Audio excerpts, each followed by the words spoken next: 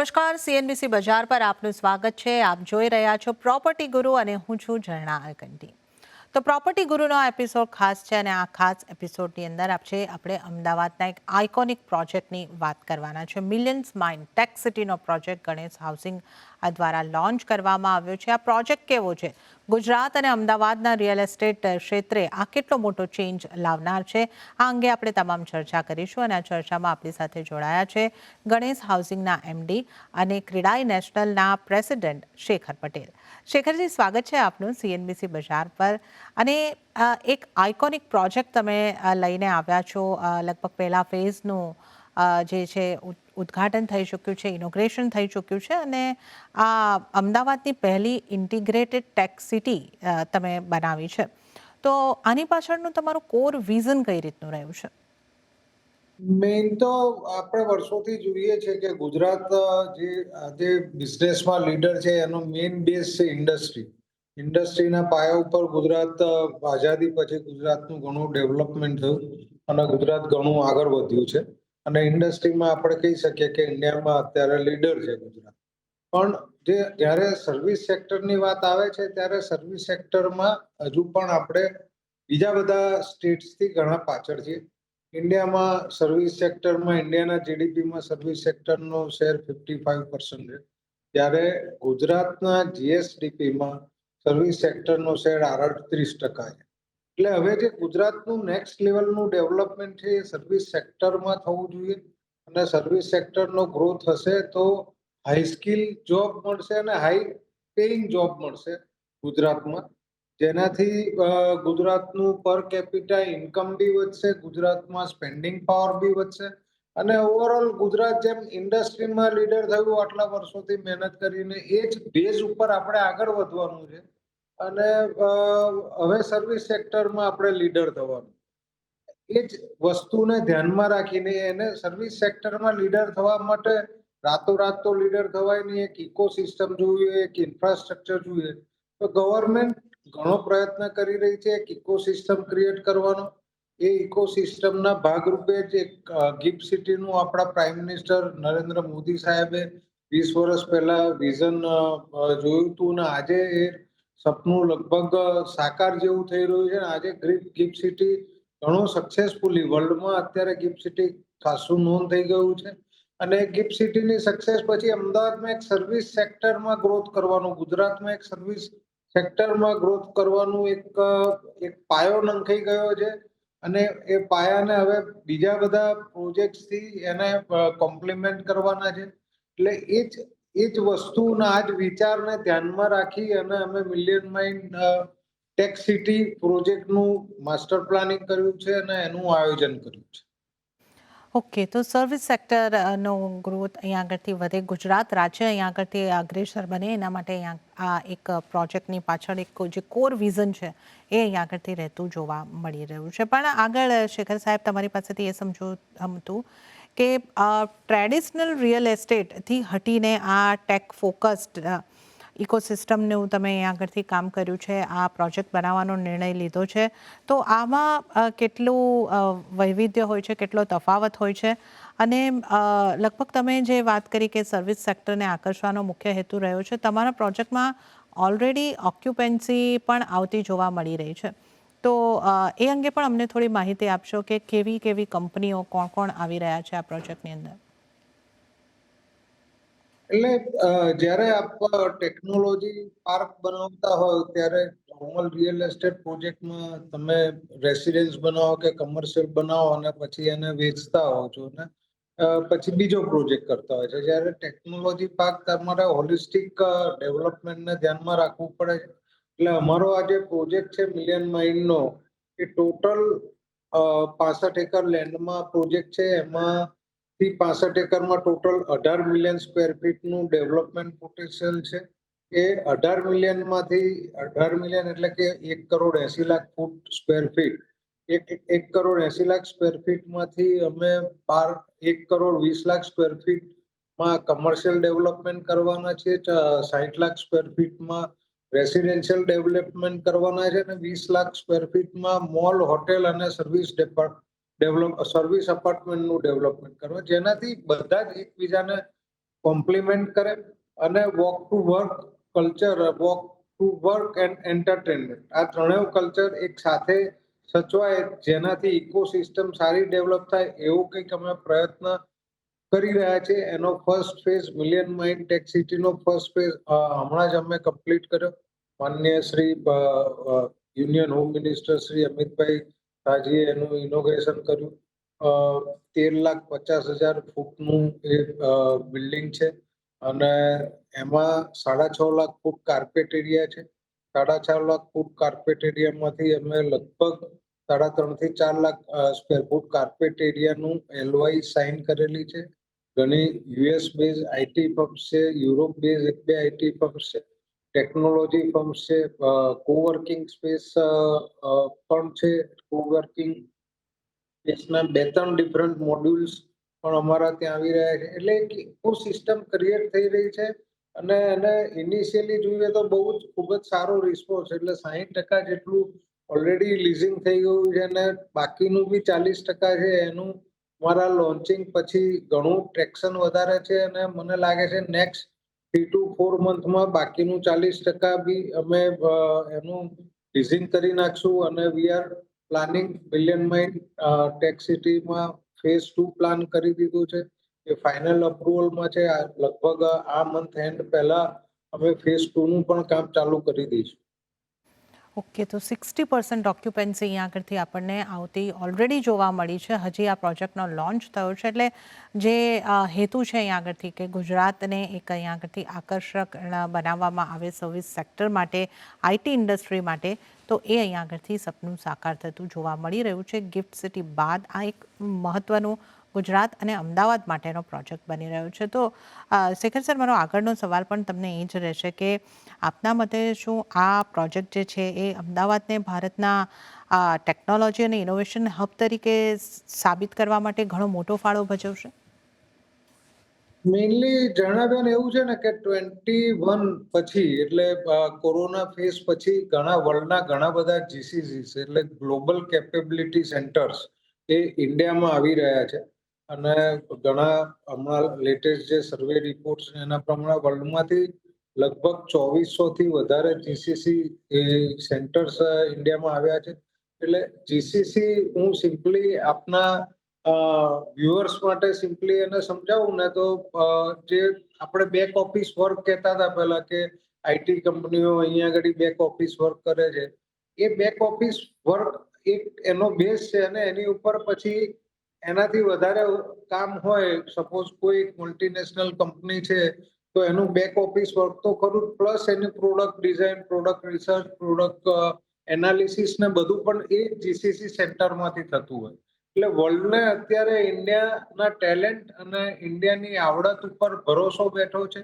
એટલે દુનિયાના ખાસી બધી મલ્ટીનેશનલ કંપનીઓ ઇન્ડિયામાં પોતાનું GCC બનાવી રહી છે.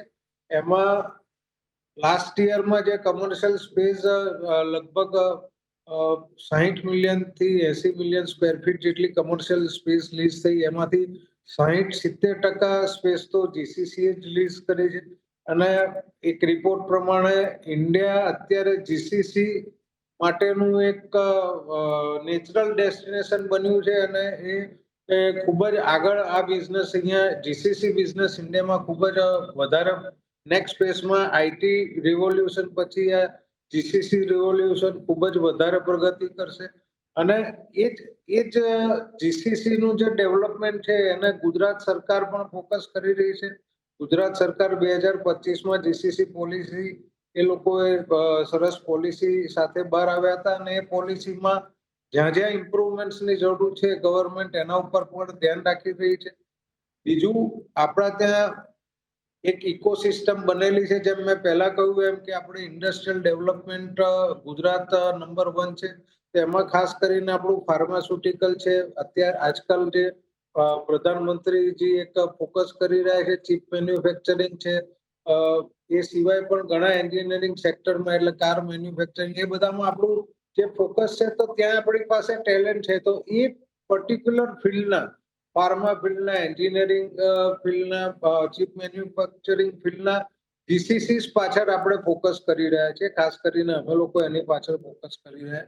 છે કે એ કંપનીઓના જીસીસી અમદાવાદ અને અમદાવાદ સિવાય ગુજરાતના બીજા બધા શહેરોમાં પણ આ જીસીસી નો વિકાસ થાય અને ફ્યુચરમાં જેમ ભારત વર્લ્ડનું જીસીસી કેપિટલ બન્યું છે એમ ગુજરાત ભારતમાં જીસીસી કેપિટલ બને.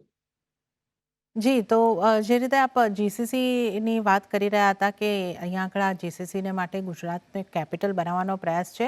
અમદાવાદમાં આપનો પ્રોજેક્ટ અને આપ કહી રહ્યા છો કે અન્ય જગ્યાએ પણ ગુજરાતની અંદર આ પ્રોજેક્ટ આ રીતના જીસીસીને આપણે લાવી શકીએ એ રીતની વાત આપણે કરી રહ્યા છે. તો આપના આ પ્રોજેક્ટમાં ને અમદાવાદમાં કેટલું પોટેન્શિયલ એટલે કેટલા જીસીસીને આપણે લાવી શકીશું, કેટલી એમએનસી આવી શકશે, જીસીસી આવી શકશે, આપણા પ્રોજેક્ટ માટે પણ પૂછી રહી છું અને ગુજરાત રાજ્ય માટે પણ હું પૂછી રહી છું. ઓવરઓલ જુઓ ને ઝરણાબેન, તો અત્યારે જે ઇન્ડિયામાં જીસીસી છે 2400-2500 જીસીસી છે, એમાંથી લગભગ 50 જેટલા જીસીસી ઓલરેડી ગુજરાતમાં અને ખાસ કરીને એમાંથી મોટા ભાગના અમદાવાદમાં ઓપરેટ કરી રહ્યા છે અને છેલ્લા 3 વર્ષમાં એ જીસીસી નો એક્સપિરિયન્સ સારો રહ્યો છે એટલે એ લોકો પોતાના જે જીસીસી છે એને એક્સપાન્ડ કરી રહ્યા છે અને એક વખત આ એક 25 કંપનીઓ સારી રીતે કામ કરે તો બીજા કંપનીઓને બી એક થતું હોય છે કે ભાઈ અમદાવાદ અને ગુજરાતમાં સપોર્ટિવ અને ઇન્ક્લુઝિવ ઇન્ફ્રાસ્ટ્રક્ચર પણ છે અને ગવર્મેન્ટ પોલિસી બી પોઝિટિવ છે, તો આપણે આ સિટી જોવું જોઈએ. તો અત્યારે ગુજરાત અને અમદાવાદ એક પોઝિટિવ રીતે બધા અલગ અલગ જીસીસી જોઈ રહ્યા છે. ઓવરઓલ જીસીસી નો સ્કોપ મને એવું લાગે છે ખૂબ જ મોટો સ્કોપ છે. દરેક ગુજરાતના દરેક શહેર માટે ખૂબ મોટો સ્કોપ છે અને ખાસ કરીને અમદાવાદ માટે, કેમ કે ગુજરાતમાં અમદાવાદ જે છે સૌથી મોટું એક અને અમદાવાદ ગિફ્ટ ગાંધીનગર, આ 3 જે ટ્રાયેંગલ છે, ગિફ્ટ ગાંધીનગર અમદાવાદનો કોરિડોર, એ મારા ખ્યાલથી બહુ જ ઇમ્પોર્ટન્ટ કોરિડોર બનશે આવનારા વર્ષોમાં અને ઘણા બધા જીસીસી એટલે મારા હિસાબે 1000થી વધારે જીસીસી અને આવતા 10 વર્ષમાં ઓવરઓલ આની અંદર હું જે જોબ પોટેન્શિયલ જોઈ રહ્યો છું એ 10 લાખ લોકોને હાઈ સ્કિલ અને હાઈ સેલરાઇઝ રોજગારી મળે એવી તકો ઊભી થવાની સંપૂર્ણ શક્યતાઓ છે. તો આપ જે જણાવી રહ્યા હતા શેખર સાહેબ, એમાંથી જ મારા બીજા 1-2 પ્રશ્નો જે છે કે આ કોરિડોરની તમે જે વાત કરી, અમદાવાદ ગિફ્ટ સિટી ગાંધીનગર વાળો કોરિડોર, આ જે મહત્વનું લોકેશન સાબિત થઈ શકે છે, આપનો પ્રોજેક્ટ પણ આ કોરિડોર પર છે, તો આ લોકેશન કેટલું મહત્વનું? કેમ કે આ લોકેશનમાં એવું છે કે એરપોર્ટ કનેક્ટિવિટી, આ જીસીસીસ ને એક તો ઇન્ટરનેશનલ એરપોર્ટ કનેક્ટિવિટી અને ઇન્ડિયાની અંદર બીજા બધી કનેક્ટિવિટી બહુ ઇમ્પોર્ટન્ટ હોય છે. તો ગુજરાત અને ખાસ કરીને અમદાવાદમાં અને ખાસ કરીને આજે ગિફ્ટ ગાંધીનગર અને અમદાવાદની આપણે જ્યારે વાત કરીએ છીએ ત્યારે આપણે એક બુલેટ ટ્રેન 2027માં ચાલુ થઈ રહી છે, તો જેનાથી બોમ્બે અને અમદાવાદનું ડિસ્ટન્સ 2 કલાકમાં તમે કાપી શકશો ને એ સિવાય વચ્ચે આવતા જે 4-5 શહેરો છે એને એકદમ ફાસ્ટ કનેક્ટિવિટી થઈ જશે. આપણું ઇન્ટરનેશનલ એરપોર્ટ જે છે અમદાવાદનું, એનું રોજ કંઈકનું કંઈક એક્સપાન્શન ચાલતું હોય છે અને આપણી ફ્લાઇટ કનેક્ટિવિટી, ઇન્ટરનેશનલ ફ્લાઇટ કનેક્ટિવિટીથી લઈને ડોમેસ્ટિક ફ્લાઇટ કનેક્ટિવિટી ખૂબ જ સરસ થઈ છે. એટલે એર કનેક્ટિવિટી થઈ ગઈ, રેલ કનેક્ટિવિટી થઈ ગઈ અને રોડ કનેક્ટિવિટી તો આપ જાણો જ છો કે આજે ભારતમાલા પ્રોજેક્ટથી જે રીતના એક્સપ્રેસ હાઈવે, આજે અમદાવાદ બોમ્બે એક્સપ્રેસ હાઈવે છે, લગભગ નવસારી સુધી એનું કામ પૂરું થઈ ગયું છે, થોડોક પેચ બાકી છે. એટલે બોમ્બે બાય કાર બી તમારે જવું હોય તો પણ એ 6 કલાકમાં તમે ટ્રાવેલ કરી શકો. એટલે એર કનેક્ટિવિટી, રેલ કનેક્ટિવિટી અને રોડ કનેક્ટિવિટી ત્રણેય આ કોરિડોરથી બહુ જ સરસ છે. બીજી વસ્તુ આવે છે કે તમારે ત્યાં મેન પાવર કેટલો છે અને ટ્રેન મેન પાવર છે કે નહીં, એ એક મોટો સવાલ હોય છે.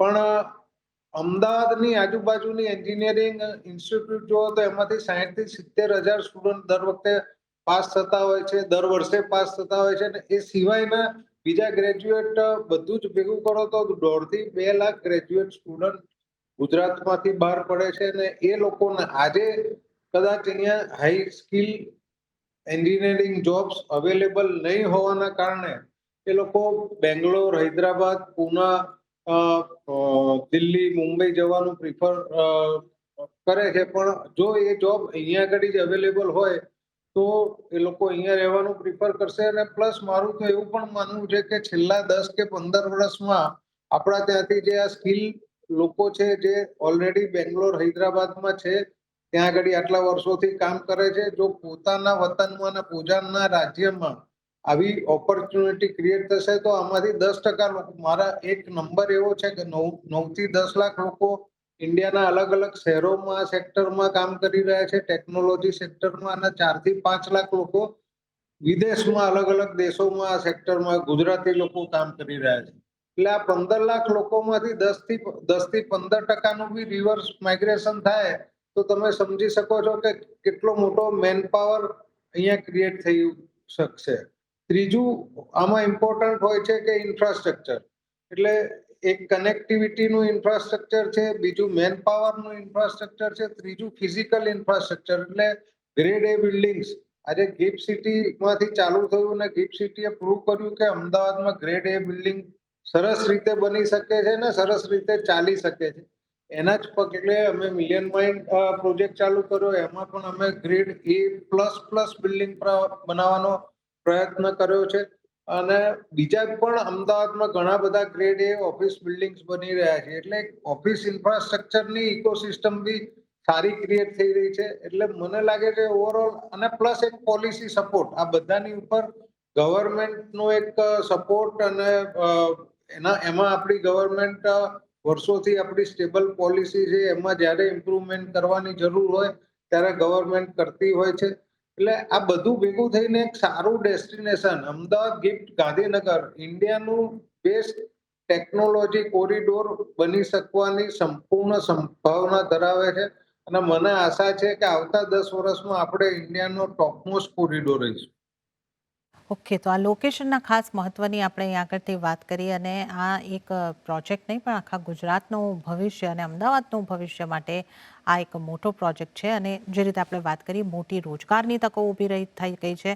આ અંગે પણ આપણે વધુ વાતચીત કરીશું, પરંતુ હાલ સમય થઈ રહ્યો છે એક નાનકડો બ્રેક લેવાનો. લઈશું બ્રેક, અને બ્રેક પરથી પાછા મળીને શેખર પટેલ સાથે આ ચર્ચામાં આગળ વધીએ.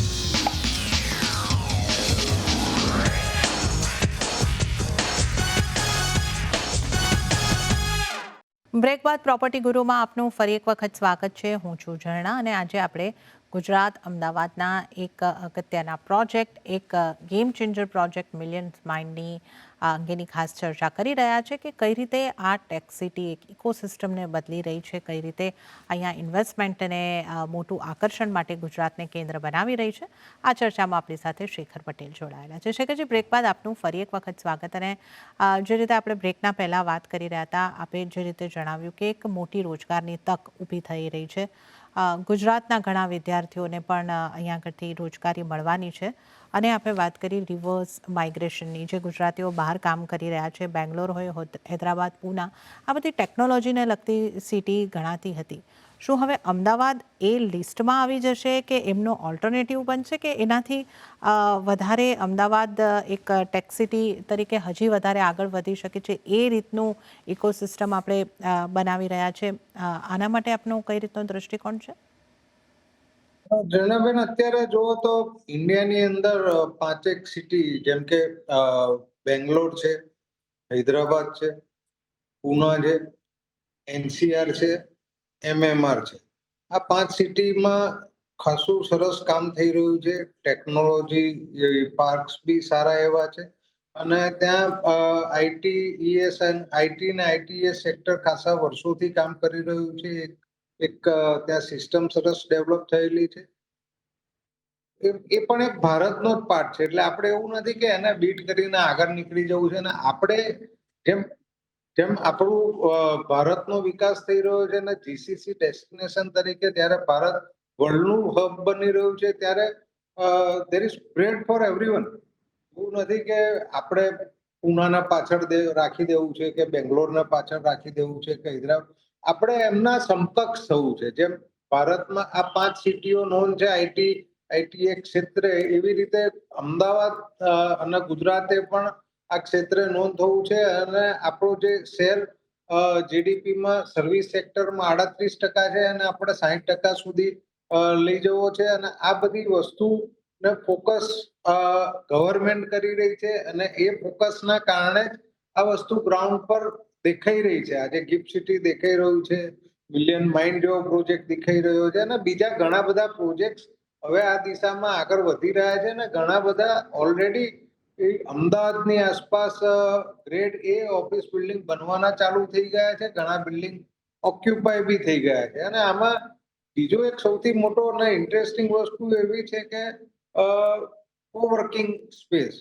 એટલે આપણા પોતાના જ અહીંયા અમદાવાદના કે ગુજરાતના ઓનરશિપ વાળી 4-5 કોવર્કિંગ કંપનીઝ છે અને એ લોકોનો પણ ખૂબ જ ઝડપી વિકાસ થઈ રહ્યો છે. અને જ્યારે કોવર્કિંગનો મોટો વિકાસ થતો હોય અને કોવર્કિંગમાં મોટી ડિમાન્ડ આવતી હોય એનો મતલબ એવો છે કોવર્કિંગમાં કામ કોણ કરે છે, જેને ફ્યુચરમાં આ ડેસ્ટિનેશન ઉપર નવું મોટું કામ કરવાનું છે જે કંપની. એટલે આજે કોવર્કિંગમાં 50 સીટ લેશે કે 100 સીટ લેશે, 3 વર્ષ અહીંયા એની કંપનીને મેચ્યોર કરશે અને જ્યારે એક મેચ્યોરિટી લેવલે આવશે ત્યારે 500 સીટ, 1000 સીટ, 5000 સીટનું પોતાનું જીસીસી અહીંયા ચાલુ કરશે. એટલે આ કોવર્કિંગ જે છે એ બ્રીડિંગ સ્પેસ છે જીસીસી માટે અને it is doing excellent currently in Ahmedabad. અને શેખર સાહેબ, હવે એક છેલ્લો અને મહત્વનો પ્રશ્ન મારે ખાસ આપને પૂછવો છે કે આપણે આગળ એક ઇન્ટરવ્યૂમાં જ્યારે તમારી સાથે ચર્ચા થઈ હતી, આપે જણાવ્યું હતું કે આવનારો દાયકો ગુજરાતનો દાયકો બનશે, અમદાવાદનો દાયકો બનશે. આમાં આપના આ પ્રોજેક્ટનો કેટલો ફાળો રહી શકે છે અને એક આવનારા દાયકાના દૃષ્ટિકોણથી તમે આ પ્રોજેક્ટને કઈ રીતે જોઈ રહ્યા છો? મેઇનલી તો આવતો દાયકો ગુજરાતનો છે કે આવતો દાયકો અમદાવાદનો છે, જે વાત છે એક તો આપણી ગવર્મેન્ટ નો સપોર્ટ, સેન્ટ્રલ ગવર્મેન્ટનો સપોર્ટ ગુજરાત પાસે છે, સ્ટેટ ગવર્મેન્ટ એબલ અને પોઝિટિવ સ્ટેટ ગવર્મેન્ટ છે, ઇન્ફ્રાસ્ટ્રક્ચર. આપણે આપણે ગુજરાતનો ગ્રોથ ઇન્ડસ્ટ્રી ઉપર ડિપેન્ડન્ટ હતો. હવે આપણે 2.0 ગુજરાત 2.0 જોઈએ તો આપણે સર્વિસ સેક્ટર તરફ આગળ વધી રહ્યા છે અને એમાં આપણો ગ્રોથ થશે. એ સાથે સાથે આપણે બીજા બધા ઇન્ફ્રાસ્ટ્રક્ચર પ્રોજેક્ટ જે રીતના ગુજરાતમાં થઈ રહ્યા છે, બુલેટ ટ્રેન થઈ રહ્યું છે, ધોલેરાનું ડેવલપમેન્ટ થઈ રહ્યું છે, એન્જિનિયરિંગ સેક્ટરમાં કાર મેન્યુફેક્ચરિંગ ક્ષેત્રે ખાસું ડેવલપમેન્ટ થઈ રહ્યું છે, ચીપ મેન્યુફેક્ચરિંગ ક્ષેત્રે ખાસું ડેવલપમેન્ટ થઈ રહ્યું છે, ડેટા સેન્ટરમાં ગુજરાત નવી પોલિસી સાથે આવશે અને કંઈક મોટા ઇન્વેસ્ટમેન્ટ ડેટા સેન્ટરમાં પણ આવવાના છે. તો આ બધું જ્યારે તમે ભેગું કરો ને ત્યારે, અને પ્લસ આ બધાની ઉપર એક આપણું સ્પોર્ટ્સ ઇકોસિસ્ટમ જે ડેવલપ થઈ રહી છે કે આપણે 2029માં વર્લ્ડ પોલીસ એન્ડ ફાયર ગેમનું આયોજન કરવાના છે, 2030માં આપણે કોમનવેલ્થ ગેમનું આયોજન કરવાના છે અને મને વિશ્વાસ છે કે 2036માં આપણે ઓલિમ્પિકનું આયોજન કરીશું જ અમદાવાદમાં અને એ થવાનું જ છે. એટલે એક આખી સ્પોર્ટ્સ ઇકોસિસ્ટમ છે, બીજી બાજુ એજ્યુકેશન સિસ્ટમ છે, ત્રીજી બાજુ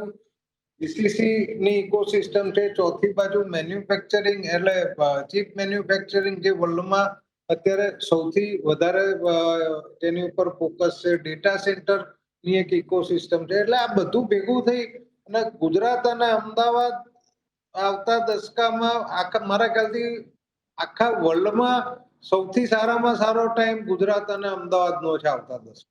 ઓકે, તો આપણે આજે વાત કરી કે અહીંયા આગળથી સર્વિસ સેક્ટર ઉપર હવે વધારે ફોકસ થઈ રહ્યું છે અને એના માટેની ઇકોસિસ્ટમ બની રહી છે અને આવતો દાયકો ગુજરાતનો અહીંયા આગળથી રહેતો જોવા મળી શકે છે. શેખરજી, આપનો ખૂબ ખૂબ આભાર અમારી સાથે જોડાવા બદલ, સમય ફાળવી આ ચર્ચામાં જોડાવા બદલ આપનો ખાસ આભાર. Thank you. અને આ સાથે જ પ્રોપર્ટી ગુરુના આ એપિસોડમાં આટલું જ, પણ જતાં આપને યાદ કરાવી દઉં કે આપના રિયલ એસ્ટેટને લગતા, પ્રોપર્ટીને લગતા કોઈ પણ સવાલ હોય અમને લખી મોકલાવો. અમારું ઈમેલ એડ્રેસ છે propertyguru@nw18.com. અને આ સાથે જ હવે મને આપશો રજા. વધુ અપડેટ અને સમાચારો માટે આપ જોતા રહો CNBC બજાર. નમસ્કાર.